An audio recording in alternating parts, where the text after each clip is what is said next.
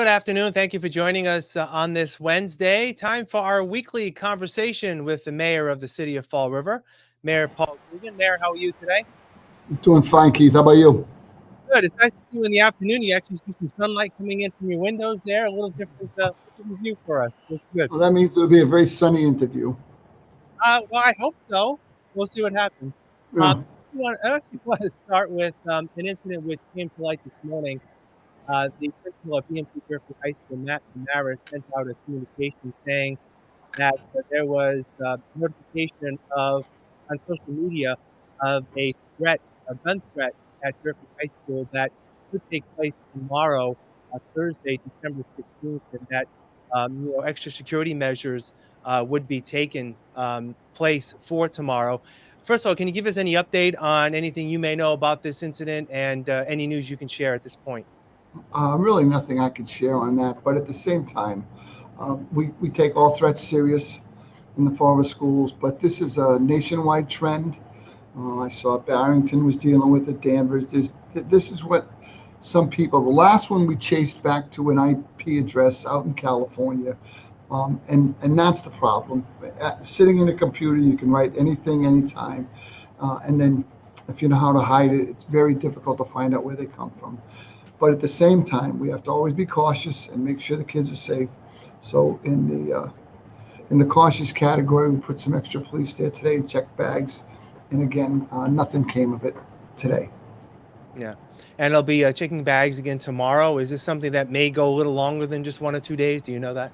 No, I'm not sure how long it'll go. Again, that's what when they give these false threats, that's what they want you to do. They want you to run around and waste your time while they think it's funny. When there is an actual threat, you want the focus to be on prevention and not now. We just have to worry about treating them all the same. So again, I know they did what they could do today, and we'll keep doing it until we get to Yeah. the bottom of it, hopefully. Mm. All right. Last week, it was announced that the city's chief financial officer, Mary Sahadi, has left her post. She's on a leave of absence. Her contract expires on in January and will not be renewed. Any background you want to give in terms of your thoughts on her service? And was this a decision that was hers, yours, mutually amenable? What was the situation in terms I of would her describe leaving? it as mutual. Mary did a great job for the city. She took over a lot of responsibilities when we were running short-staffed. I give her all the credit in the world, and hopefully she finds something that she wants to do in the future, and the city will move on to try to find someone that can replace her. Although that will be very difficult, but at the same time, we have a city to run, and obviously I wish Mary nothing but the best. Now you've got Ed Capone in filling in. He's no stranger to that position, being an interim in the past. What can you tell us about him, and how has he been able to pick up the pieces thus far in only about a week Yeah, of work? Eddie's been in here just a few days, and he's been meeting with both the auditor and the treasurer collector regularly. He's been looking at the budget with the eye towards preparing it as we go forward. He's very experienced and knowledgeable, and I think he'll be a great stopgap till we find out exactly what we're going to do long term. So Eddie hit the ground running at the beginning of the week, and he's been in here every day. How does this impact the operation in the office? Obviously, there's now two positions to be open. Still, the city administrator's position, now the CFO's position. Does that hamstring your office at all moving forward as you head into a new year? And again, you just mentioned, once you hit a new year, a new budget year begins to start. So, is there any problems you foresee in terms of those roles being met either by others or by interim as you look for replacements? No, we have a good crew in here. The people that will pick up the spot, that pick up the work for other people. So I'm confident we haven't had a city administrator for a long time. So we'll just keep moving. It might not go as smooth as we want, but we'll continue to look. And again, with Ed filling in and already talking to some people about possibly filling in permanently, we're going to keep moving until we get these spots filled, hopefully, and we'll go from there.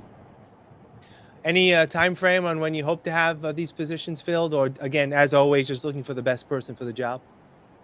I would say, look for the best person we can get. Yeah. All right. Moving forward on back to COVID issues, it was not a good week for the city in terms of COVID cases, but in a similar vein, Governor Baker this week announced the distribution of thousands of in-home COVID test kits, and the city is getting nearly 78,000 of those tests. Have there been any discussions yet on how those will be used here in the city? Um, we're going to partner with the schools to make sure they have a good amount of those so that we can keep our kids in school safe and our staff the same way. Let them know if they can take a test kit home and do a test to make sure they're not positive and we're keeping them away from other students. So that's what we're going to be doing, focusing there. But at the same time, we're also looking at Bristol Elder Services, doing a distribution somewhere in the city.